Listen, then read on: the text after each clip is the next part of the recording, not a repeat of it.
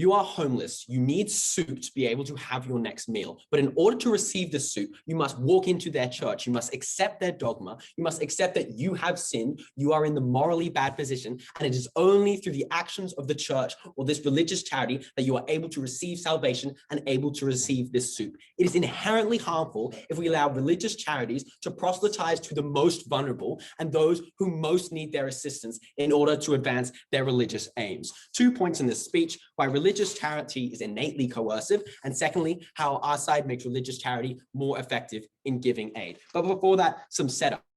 We'd like to acknowledge that religious charities incredibly broad, things like soup kitchens, shelters, job search things, missionary things going out to communities, and things like that. Note also that we don't prevent churches or religious organizations from proselytizing. Obviously, you can advance your religious aims, but just not through charity. That must be inherently separate.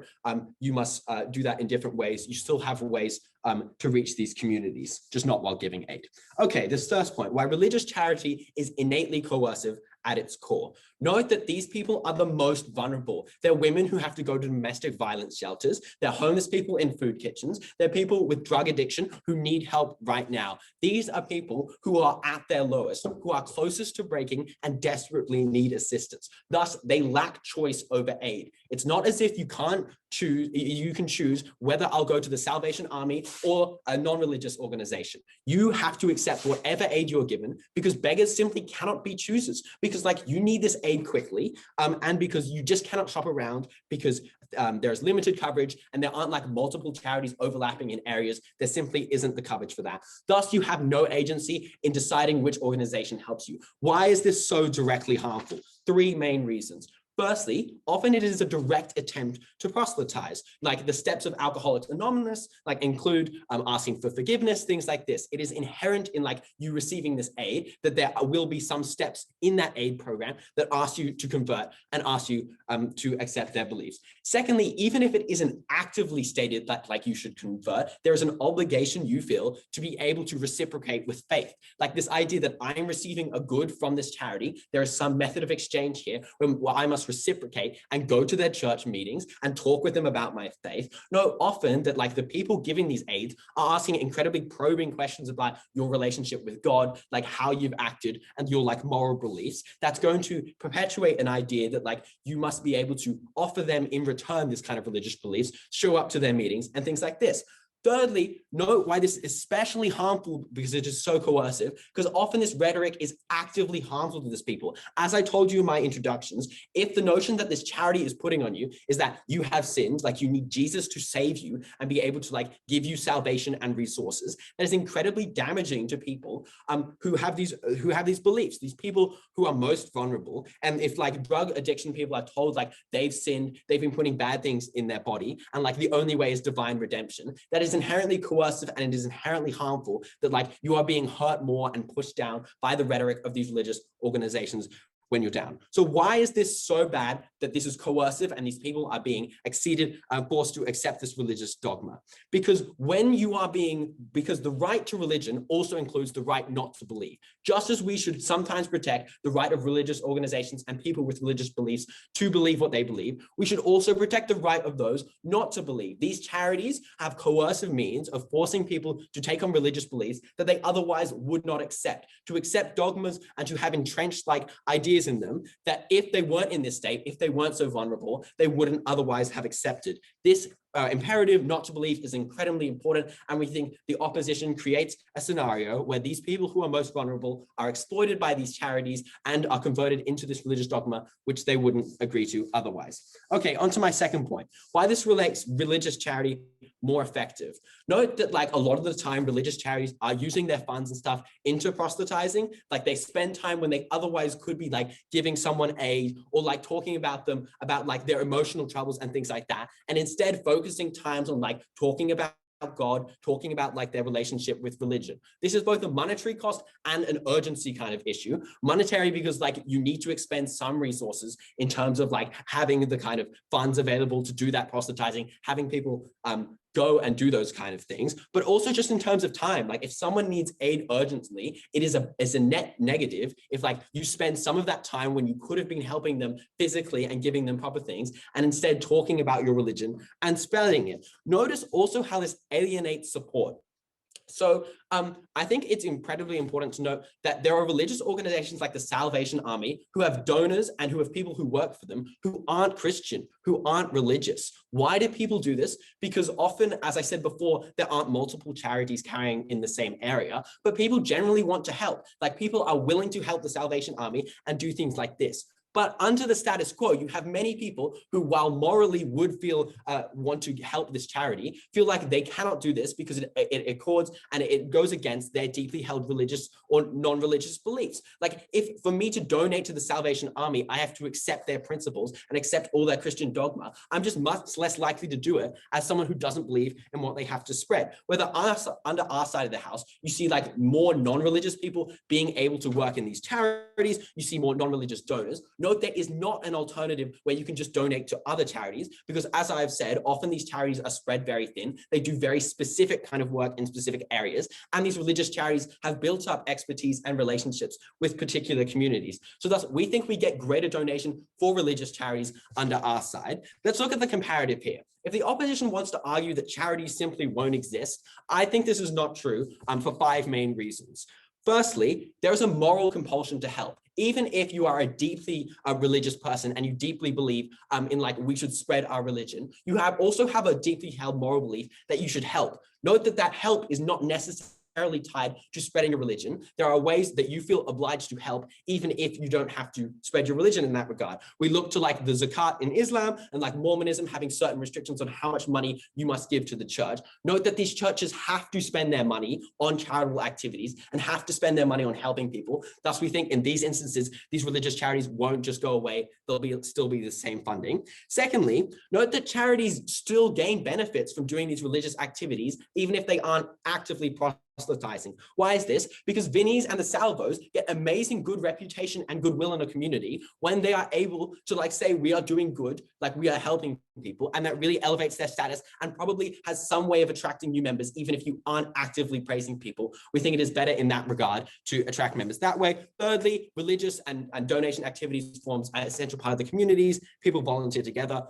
Fourthly, public critique. Like I think there'll be strong backlash against these religious organizations if they aren't able, if they like withdraw their activities just because they can't preach. And finally, in the worst case scenario, when a religion says, no, spreading our religion is so important that we will not do charity activities otherwise, that is probably a good case in that small scenario, because these were the very strong rhetoric heavy dogma religions that were like enforcing on people their certain beliefs. What did that look like? It looked like Jehovah's Witnesses telling people not to get blood transfusions and like giving them aid in a way that actively hurt their ability to get future aid, making people so scared about speaking up about being gay or something because they feared their religion or the charity helping them would disown them. This was the kind of bad intervention that we stopped under our side and that we made sure religious charities were more effective. So as we stop religious charities being coercive and we make them more effective, I'm so proud to propose. 4 things in this speech. Firstly, a little bit of setup to just reframe the ridiculous characterization that side opposition has presented. Secondly, 5 things. Secondly, a little bit of rebuttal to the opposition's point about coercion. Thirdly, a principal point about why people have a right to religion. Fourthly, why this model actually ends up getting less charity. And finally, why people have a right to discern what they do with their money. So firstly, in setup, what do we think that this messaging actually looks like? Side opposition tells you that it looks like saying like, oh, you have sinned, you are bad, we hate you for being a drug addict. We contend, like we are going to challenge this. We think it probably doesn't look so abrasive because it is in the best interest of churches or like charities for people to feel welcome, for people to feel like this like religion is like serving them. It probably looks more like saying God bless you when you give someone a bowl of soup at a soup kitchen. It probably looks more like, you know, campaigning for like people to contribute to your charity, saying like Jesus would want you to do this because Jesus would want you to love each other. We think the focus is on being comforting and welcoming in the vast majority of cases. I'll deal with the cases where it is not later. We think that is the context of the debate, and we like that is what this messaging looks like. Secondly, in rebuttal to their point about how this is taking advantage of vulnerable people, three main responses. The first of which to say is that like they are not correct to say that all vulnerable people would be against this messaging. I'll get onto this later, but religion can be super, super meaningful, and especially if you are in like a dark time, it can be really like something you do want to opt into rather than something that is like inherently insidious. Secondly, we think that you can engage with religion in a superficial way. Insofar as you don't want to actually be a member of this religion, you can probably just say, oh yeah, God is cool. Like if I can pretend to be a Catholic for 13 years going to Catholic school, you can probably do it for a little bit, especially because by the opposition's own characterization, you are in a position of desperation. You will probably say like, oh, thank you when they say God bless you. That's like probably not too difficult. But thirdly, we would prefer this kind of pushing of religion onto someone to a world in which there is not enough charity, where there is not like sufficient charity, which happens under their side, which I'll get into in a bit. So firstly, in principle, like why do we think that people have a right to religious expression? They kind of presented the right to have like not have a religious expression, or like not have religious preferences, but they ignore the flip side of this, right? Which is that religion is an incredibly meaningful thing to many, many people. It shapes their actions, it shapes the way that they see the world. Three kind of things under this. Firstly, charities have a right to be religiously motivated, and by extension, they have a right to express that in the way that they market like their services, in the way that they go about giving their help. If you are motivated because you think that like Jesus would want you to be doing this, you have every right to say like, hey, I am doing this because Jesus wants me to.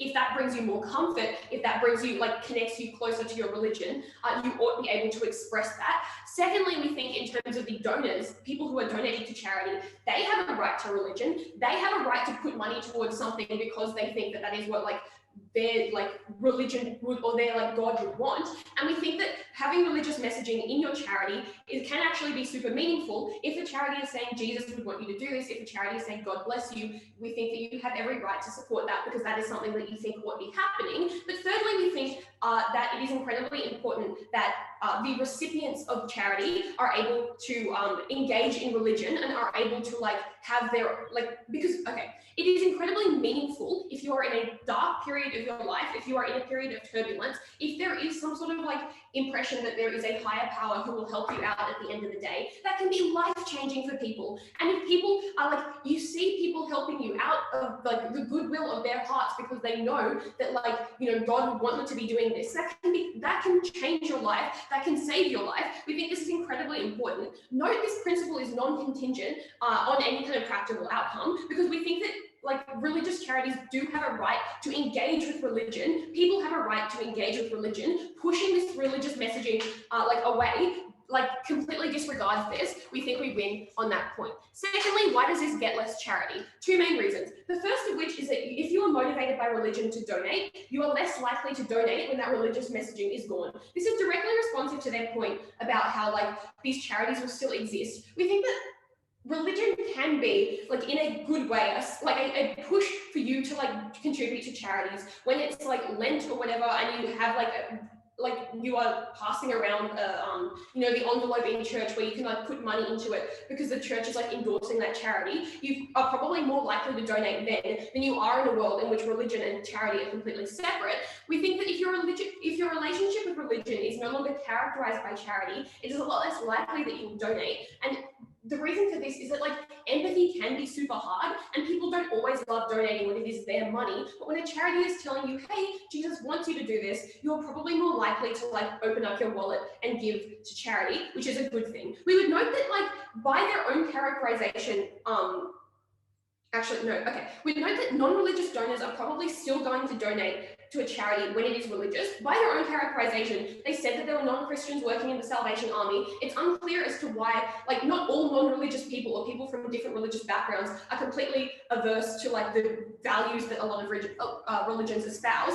We think, firstly, a lot of people already do associate charity with religion. So at the point at which you are willing to give money to a charity, you are probably okay with the fact that like a lot of people would see this as something that is like morally good. Secondly, we think that a lot of the key values that are being pushed in religion religions are uncontroversial. I point to the examples of like, you know, Christianity saying that you should love each other, stuff like that. You're probably, as a non-religious person, not going to be that offended by it. Secondly, though, the massive reason why this gets less charities is that you lose the backing of churches. Churches are massive donors to charities, and we think that if religious messaging is murdered, two things are true. Firstly, churches can presumably no longer endorse or align themselves with charities in the same way that charities can no longer endorse or align themselves with churches. Secondly, we think that like churches do have a little bit of self-interest in like spreading the word of God through these charities. It is probably a valuable investment for them, even if they weren't entirely motivated by the goodness of, like out of the goodness of their hearts. They were probably invested in like getting more members of their congregation, and that is limited when that like evangelical perspective is no longer possible. This is harmful because less resources, like churches have a lot of resources, like money, like people with who are potential donors, and without these, we just get less charity. People suffer when there is less charity. People go hungry. We think this is incredibly important to note because in a world that gets less charity, we don't care about the kind of where that charity is coming from because we care about the vulnerable people who are impacted. Finally, on this idea of a right to discern, we think that if you are someone who is turned off by a religious message, like you have a right to not put your money towards that charity, right? If the salvo is saying something like God hates trans people is a deal breaker, that's completely fine. You aren't required to put your money towards these charities. The thing with the opposition's model is that they do not change the actions of these charities, the priorities of these charities. We think that there are like a few reasons why there is a massive incentive for these actions or priorities not to change. Firstly, religion is a meaningful motivator, and the fact that like if you are motivated by religious principles, you're probably not going to change those motivations just because your messaging is different. Secondly, they're now under less scrutiny from the public, meaning that you are like less likely to get in trouble if you're like putting your money towards incredibly like biased things, meaning that these organizations are still going to put their money towards causes that people may not agree with, except under our side of the house, those causes are like in the air. You are able to choose not to put money towards them. In their world, salvos still hate trans people. They still turn them away from homeless shelters. They just sort of publicize it. At the end of this debate, we better protect people, we get better charity, so proud to negate. Obviously, that is a remarkable concession to make in the dying words of that speech, to say that because their only response to our nuanced characterization of the different ways in which these institutions use religious language and religious rhetoric, both as direct proselytization and also indirect ways to make people that make people feel uncomfortable, to then sort of concede that, yeah, the Salvos hates trans people. That is obviously integrated into the language that they use. And note, trans people who are victims of religious persecution anywhere else in that life, that religious language, even if not directly exercised in that persecution, is still coded and is still signified to them of the persecution that they face. It is a remarkable concession there to then just sort of have no other response than just to say, oh, no, they're not that bad. And so I guess in this speech, I'm going to do three things. Well, first, I'm just going to clarify the actual change in this debate. I don't want to say delta, but what's the delta? Then I'm going to talk about the question of coercion and why this is incredibly harmful, folding in a substantive point about how this relates to obligations between religion and the state. And then finally, I'm engaged in the number of charities. So first sort of bit of clarification. Churches will still exist and they can still offer services where priests can, give people stuff. Obviously, we are just saying that you need to separate an otherwise intertwined system. So churches have spiritual offerings and they have material offerings. We are saying that they should not be intertwined at all, and that the discursive use and messaging of religious language in their charitable offerings is an act of intertwining that. Obviously, anyone can still donate to those institutions, anyone can still go to church, churches can still offer those services. It's that there should be an absolute separation between that and their soup kitchens and their job seeker agencies. So on the first question of coercion, obviously, the people we are talking about in this debate are incredibly vulnerable. It is hard to get your head around how vulnerable these people are, because they are victims of incredibly serious sort of social problems, things like poverty, homelessness, domestic violence. And also the fact is they need those services. There are typically not alternatives and they need them immediately. We are talking about incredibly vulnerable people. What that means then is that they do not have a choice but to engage with these groups. Their response here is to just glibly frame our characterization as just, well, they're going to talk about sort of the apocalypse and evil things. The nuance we gave at Ben that they need to engage with the next speaker is to say, firstly, sometimes that rhetoric manifests in acts of direct proselytization. So not necessarily in a negative way, but they will try to recruit people into their religion. They will try to recruit people into their specific sect, or they will try to encourage people to come along to other things.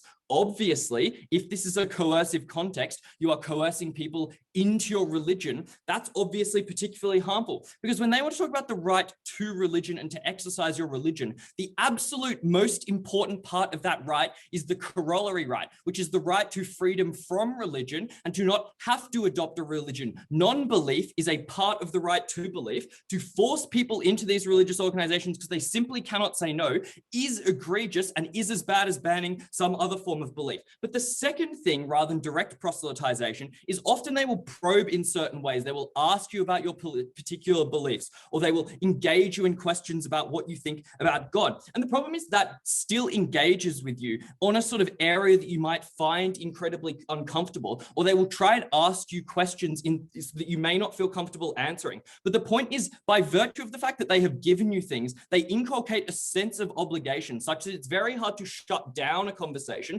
because there is a direct power relationship, especially when you may need to come back to that service. And if you're talking about things like job seeker agencies or homelessness shelters, that's very likely the case. And so obviously those are still impinging on you because they are making you engage in topics about belief that you may not want to. Then the third bit was about harmful rhetoric, and they engage in a reductive response to this because they could never explain obviously how that was incompatible with then conceding that salvos can say pretty bad things and couch it in religious language. But the second part of that is it doesn't explain why religions themselves have those sorts of doctrines. Because note, in the past 2 decades, most religions in the West have adopted forms of prosperity theology, which say you as an individual are materially rewarded in this life for your service to God and your faith. Obviously, the corollary of that is that if you are suffering, it is because you have not given enough faith. That's integrated into Hillsong doctrine.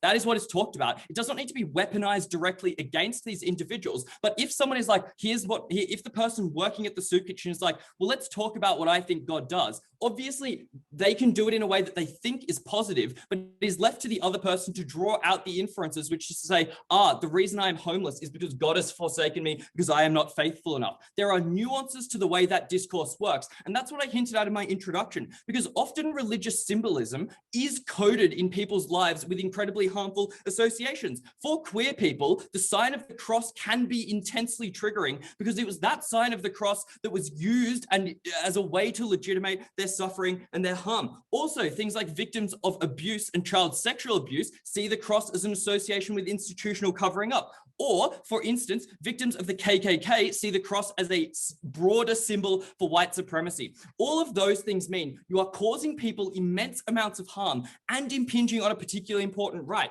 And this leads into the point of substantive I wanted to talk about, which is that right is unique in the relationship these institutions have with the state, because they are in receipt of state privileges, things like tax benefits, direct resources, tax benefits for donors, rules around their financial transparency. They also receive direct support or are allowed to pursue these sorts of things through legal rules, and they are accorded social value.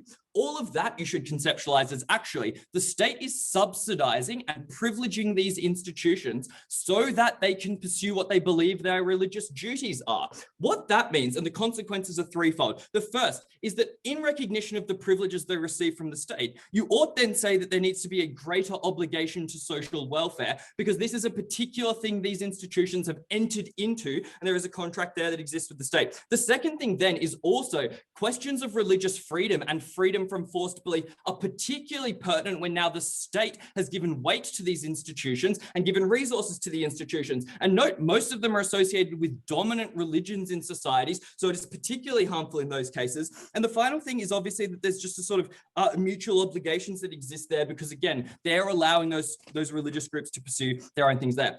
At the end of that is just heinously, principally unjustified to be doing this. And obviously people can still seek out religion. The only people that this debate is about changing are those who otherwise wouldn't have gone to church, which suggests they're victims of coercion. On the final point about the sort of nature of it, note their responses don't really engage with what we were saying, because they say, oh, you'll just lose churches. But firstly, they obviously still exist. They still have the same religious obligations because most doctrines have specific duties towards service. We gave the example of like zakat in Islam, which demands that you give certain things. The second thing is note those institutions benefit from being associated with charities, because often that volunteer work is a way that churches maintain community orientations within their congregation. That way of keeping congregations together still does that. On the question of donations, obviously those religious institutions can use religious language to their constituents in order to attract religions. And note, obviously those institutions still exist, and they will largely ask for donations within religious contexts. All of those reasons mean they then need to engage with the fact that, say, Salvos suddenly refusing to offer homeless kitchens will attract immense social backlash in a way that's particularly harmful for them, because note, there are live political issues on whether religious institutions should be taxed. They need their name to be associated with goodwill. They simply cannot walk away from this. Very, very proud to propose.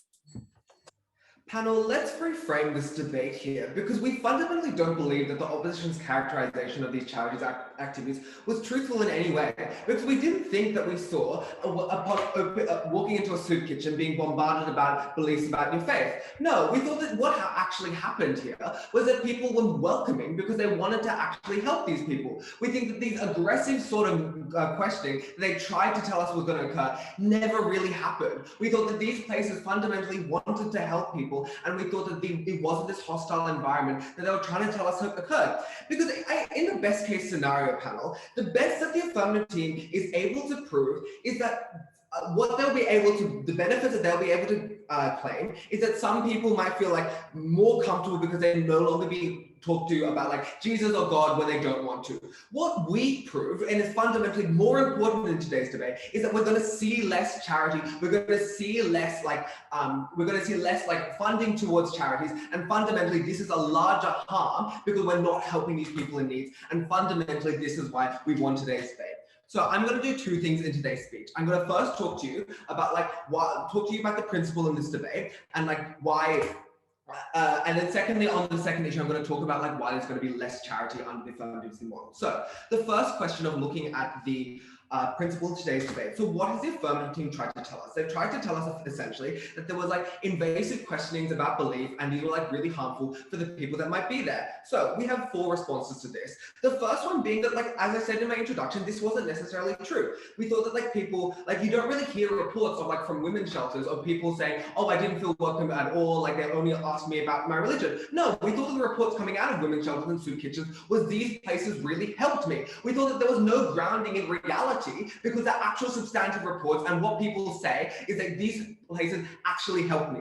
The second thing to say that in these institutions, help was never contingent on being religious. There was never any sort of like denial just because like you weren't necessarily a devout Christian. We didn't think that this was necessarily true. The third thing to say was that even if we accepted their characterization that like this messaging existed, we thought that like just because we're eliminating this messaging doesn't mean that we're changing behavior in a meaningful way. We think if we agree that like there might be sort of more like hateful, bigoted views or like sort of views about like certain groups in society, we didn't think that they were going to be treated better just because like the messaging was changing. The fourth thing to say here was that even if explicit messaging would change, we thought that implicit treatment and also implicit language was still going to occur, because like these are beliefs that are fundamental to these people, and we think just because they're not outwardly saying it, implicit like messaging can still occur, and so we still have like the harms that they're saying. We thought that like in the alternative, it was better for people to receive some help rather than none, even if that means that there is sort of like more religious rhetoric. The second thing that the affirmative team wanted to talk to us is about how like having religious messaging impinges on one's right to believe.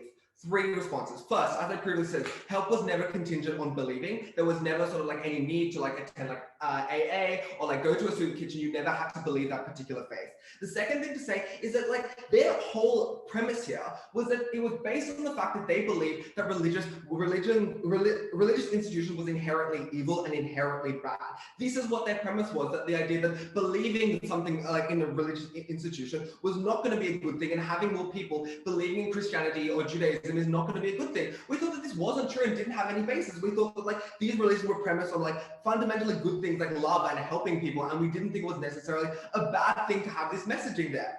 The third thing to say is that even if we like believe that like some of these like religious institutions were potentially pushing their agenda. We thought that like to some extent there was an ability to choose, like whether you go to like one in like Newtown, which might be like more progressive and less likely to talk about these things, or versus like another area where we thought like potentially might be a little bit more, but we didn't necessarily accept like these sort of like harms that they were saying that occurred. Now moving on to our sort of like substantive that we talked about like why the right to discern was important and why messaging means that people can make more informed sort of like donations there.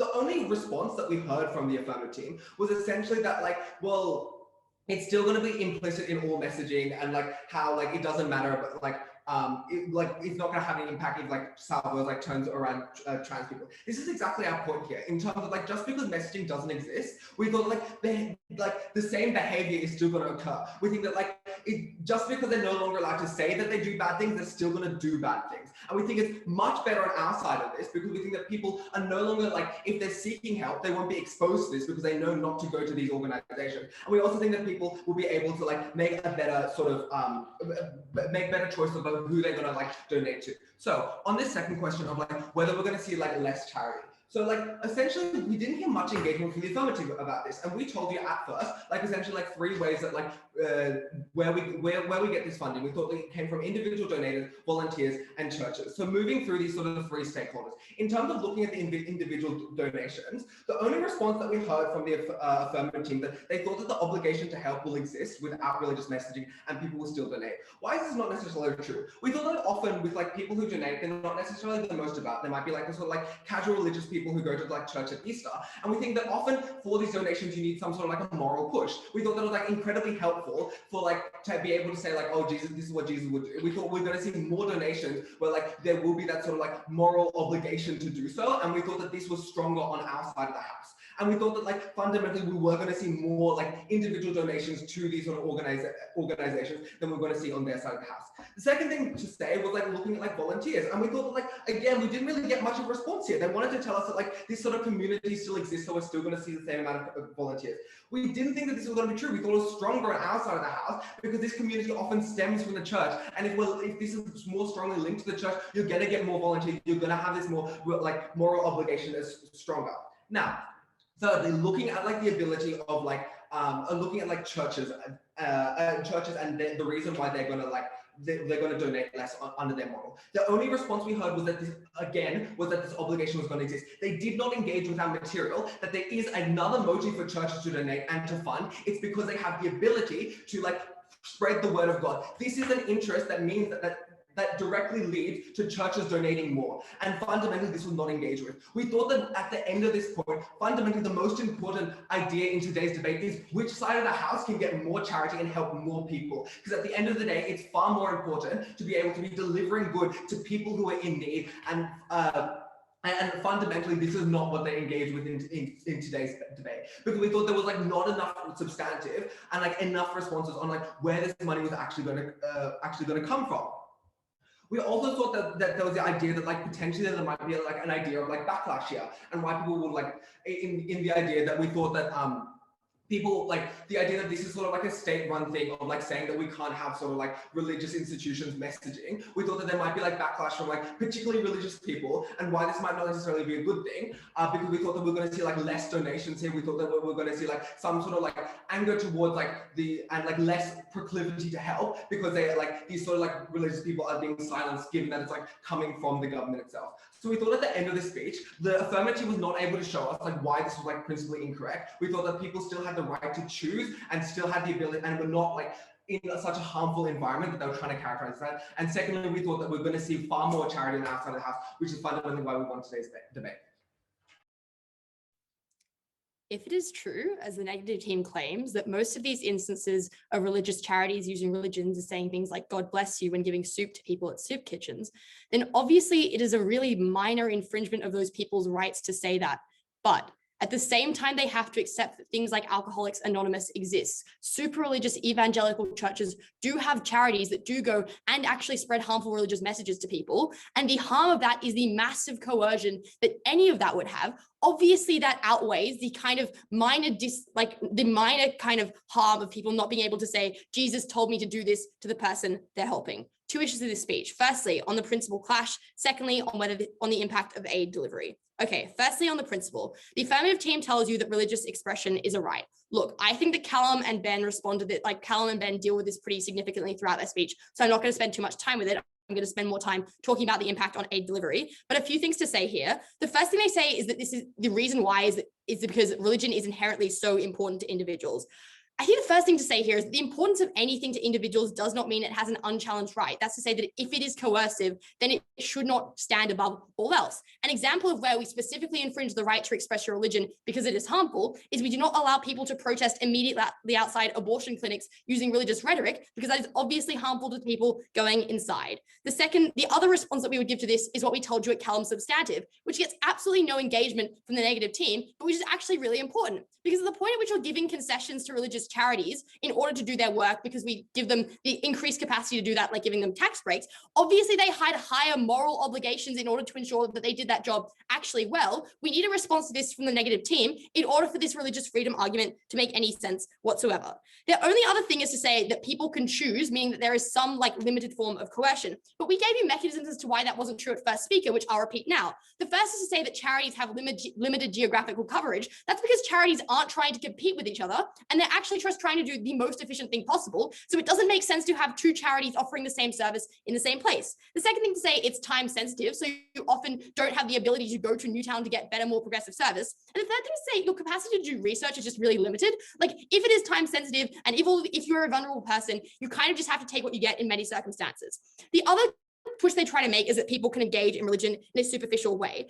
The first thing I would say to that is your right to engage and get help. It should not be dependent on your capacity to engage in religion superficially. Like that is not something that should equate equally in this debate. The second thing is to say that we supported at the point at which you support the freedom to express religion, you also have to support the right to freedom to opt in. Telling people to engage superficially with religion is not supporting that right. The third thing is to say what Callum tells you, some people cannot engage. And the fourth thing is to say there is just things that is like straight up proselytizing, stuff like Alcoholics Anonymous telling you to go back to God is just not something you can engage with superficially. The final push is to say that most people like it. That just shows you that it's effectively coercive and that people aren't given the actual means to question the help that they're receiving. But also people who didn't like it are probably the most marginalized, people who don't have the voices to criticize it, even if they did like it. But the third thing is to say that this kind of idea about implicit messaging that they think is more harmful was probably just far preferable, right? Because the implicit messaging of Christianity is really hard to like be aware of for someone who is not Christian and who doesn't have the cultural understanding that a Christian person has. So obviously it was far preferable that we got that than explicit. So why is it so bad that it is coercive? Because these people are vulnerable people. So even if it infringed people's right to like their freedom of religion, which I don't think it does to a significant extent, those are people whose rights like are ultimately mostly respected in society and are not as vulnerable as the people who are likely being coerced. They are already suffering. But secondly, because it also influenced how they got help in the future. As I've told you before though, right, insofar as they want to tell you this is a really small amount of religion in most cases, I think it is very acceptable to overrule that freedom of religion in order to provide for the people who are coerced. Okay, secondly, on impact on aid delivery. Okay, the question I'm going to ask here is how does this affect the way religious aid is delivered? The first thing that they try to tell you is that individuals are likely to lose their individual motivation. They talk about casually religious people at second speaker needing a push in order to donate. The first thing is to say that this is just very unresponsive to the response we gave you at Callum. That is to say that these charities are still able to use rhetoric when dealing with religious people, when asking them to donate to the charity. It is the point at which they are delivering that aid to the people that they are helping, that they are no longer able to use that religious rhetoric. The second thing is to say, though, we also think these people are likely to most often get their pushes to donate from pastors, from people in church who say, we support this charity, and who pass around a bucket. I think that likely still happens under the status quo. The third thing is to say that even casually religious people are aware of the doctrines that exist in their religion. That's to say, we give you the example of zakat in Islam, which everyone is going to know, regardless of the fact whether they go to church every weekend or not, which means that it is still likely to influence the way that their decisions and the way that they interact with charity. So even if they were to completely stop being able to give money to religious charities, they probably were still to a significant extent going to give it to other charities. The second thing they try to tell you is that you lose backing of church. I think the first thing to note here that this is in conflict with a lot of their argumentation that churches are doing really small things that they're doing these really small things that aren't actually meaningful, because I think that the only reason why we would see churches pulling out is if churches actually had a deeper, darker reason for doing this, that is their capacity to proselytize and to bring people to their church. But 3 reasons why we think churches are still likely to help, even despite this. The first is to say that churches get the positive PR and support that occurs, that like when they do these things. We tell you that from first speaker, that is St. Vincent's is still the charity that is helping people, and their churches are still likely to benefit. The second thing is to say that the churches use these things for preservation of community. So telling people to donate and to work for charities is something that actually helps them build their religious communities internally. The fourth thing is to say that we think a lot of the time, the churches want to do things positively in order to ensure they get long-term interactions from people. Like churches are still going to do it in order to get long-term interactions, right? At the point at which you still want people to join your church, you still want to have your church actively and publicly open so that people know it exists. Like St. Vincent's, despite not actually saying religious messages, is still what people who are getting help is aware of as helping them, and that is beneficial to their long-term. But look, let's say in the worst case, churches and individuals completely stop backing charities. What happens there? I think the obvious answer is that government steps in to provide some of these services where they haven't before, because there is a public imperative to ensure that people aren't homeless, to ensure that people can eat, because obviously our society sucks without it. I think people in general are more likely to support that, and the government would step in to solve that vacuum. I think that's something that they don't really deal with sufficiently on the negative team. The third thing they try to tell us is that these churches and now these charities are trying to still do bad things, but no one will care. Okay, the first thing is to say, if these churches and charities are doing bad things, it is unclear why we'd prefer that they are out in the open, because obviously they still have harm.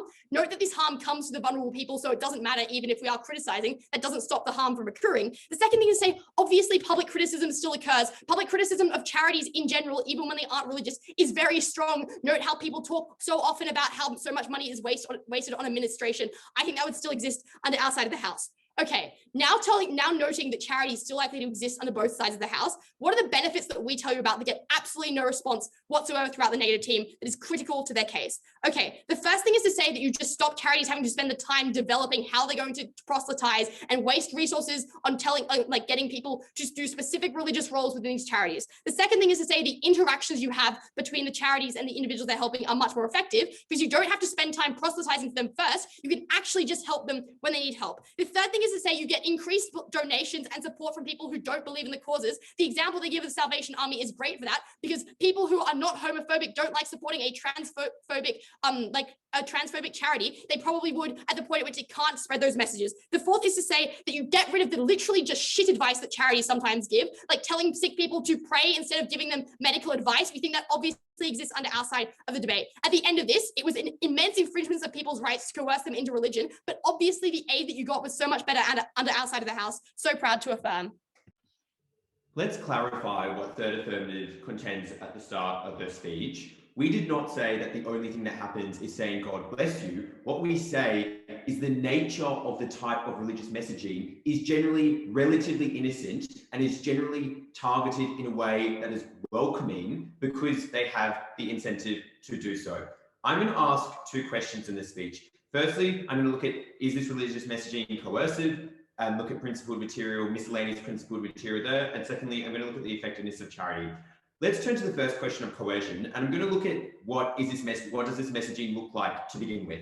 We can tell you a number of reasons why this messaging is likely to be relatively good in a way. Firstly, we tell you that there's an incentive to be welcoming because A, these people want to help, as opposition suggests, but B, they also perhaps want to talk about religion. The second thing to say is people who help out are generally nice, and when you are in these particular charities, you know you come across a range of people. That is to say that thirdly, the people who are mean or the people who are badgering people and people are responding in negative ways, they are probably not the ones who are helping out here. So the types of messaging that we're seeing to the types of people are probably likely to be nice and are probably likely to be do in a welcoming manner and not be incredibly aggressive, as first affirmative suggests. Second affirmative evolves this by suggesting that, well, there is likely to be conversations which engage people in a religious way. The first thing to say is it's unclear that this was necessarily a bad thing, in that religious conversations about people's beliefs were often philosophical and could be intensely meaningful like that. For instance, it is unclear to me why a priest would not want to engage in a productive conversation about why someone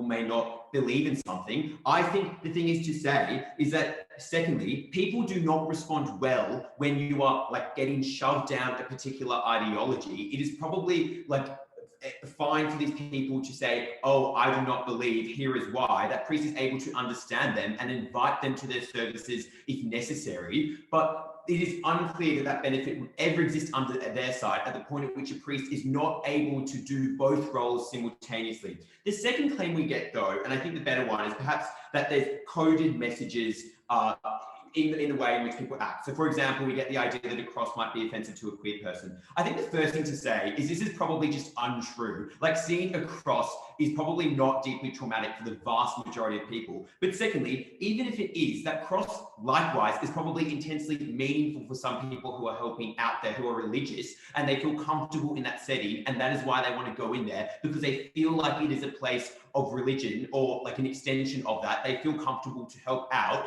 As we told you at Nicola, it wasn't just the principle of religious freedom that was important. That principle suggested how intensely meaningful religion was to some of these people. Probably it was meaningful to the same extent that it was offensive to someone. That is why the messaging is probably likely not to be particularly hateful. But as we tell you, even if it is, people are able to understand that that charity is not for them. And let's just be clear, there are many alternative secular charities like Oxfam, like UNICEF, like Red Cross. Yes, Red Cross is secular. Like, it was absurd to suggest that the only type of charity was like incredibly religious. And even if it was, presumably there is a scale of religiosity that was just probably a little bit ridiculous. So let's turn then to, was this messaging then coercive? Even if this messaging was bad, let's take opposition at the best. Was this coercive? They tell us the only reason is that these people are intensely vulnerable, and we really need to realize the extent to which this is true. 4 responses. 1, this is an absurd principle. Like, it doesn't mean that every single child at scripture or every single child in a religious class in high school is not able to be taught it. Like, why are these vulnerable people more vulnerable than a 6-year-old who literally knows nothing? 2, these people are likely old, i.e. they're not a child. They have come across religious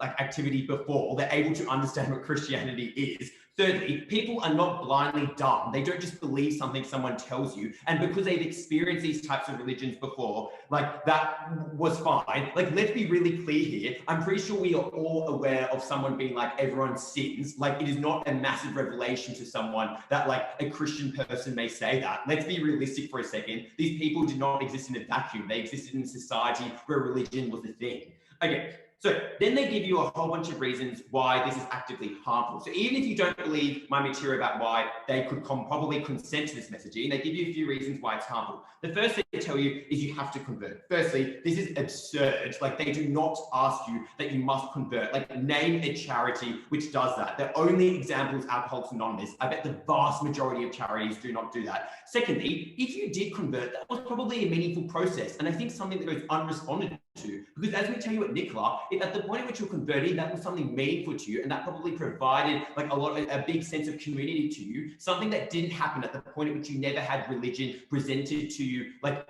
in the charity, because as opposition tell you, the strict separation means that they're not just able to say, let's go down to the church together, like, come on, you can't shy away from your characterization of your model. Okay. Then they tell you that like they have to reciprocate. Firstly, it is very easy to reciprocate and engage in conversations. It is just unclear why reciprocating to some extent is necessarily a very small harm. The third thing to say is it is actively harmful. The first thing, as I told you, this is entirely contingent on messaging, and as I've proven, messaging is probably not particularly pernicious. But as we tell you in substantive, like, now you know that you do not want to go to a place which is transphobic. The Salvation Army is not the only charity, but likely the people within that charity, like, you do not want to go to a charity that you're not likely to be mistreated to. But like, thirdly, a lot of the stuff that like opposition wanted to stand behind are things that people have heard before. It was unclear why this was so harmful, just hearing religious claims, when like a lot of people probably are religious to some extent. These vulnerable people or have been religious in part of their lives, like, they have to do a bit better. Let's turn to the second question of effectiveness of charity, because third affirmative basically leaves entirely derivative material of like reasons. Like, firstly, like the idea of like helping represent reputation, like compulsion of her. This just mitigates. I think this is just entirely mitigation, because sure, some non-religious people like are probably still likely to compel to help, but you just get more religious people, right? Marginally, you get more religious people who are going to want to go into charity. However, the better claim we get then at Third Affirmative, which is about like now churches will like they can still use rhetoric to try and gain donations. Firstly, it would be known in a world in which this policy took place, it would be known that religious charities could not release religious messaging. People would know this. But secondly, it's unclear that churches would actually do this, given that there's not religious messaging. Instead, what is likely to happen under their side, churches are likely to hold more spiritual offerings that opposition mentions at the expense of donations. They are likely to hold far more things like spiritual offerings in terms of money, which are not able to actually help people. So like opposition says they need food and things. Yes, that is why we want churches to actually like be involved in charity rather than just offer spiritual offerings, which we think are far more likely for them because they are particularly religious. Like, let's be clear, priests in this debate by their very nature were very religious people. Like, that was a key motivation that opposition could not stand behind.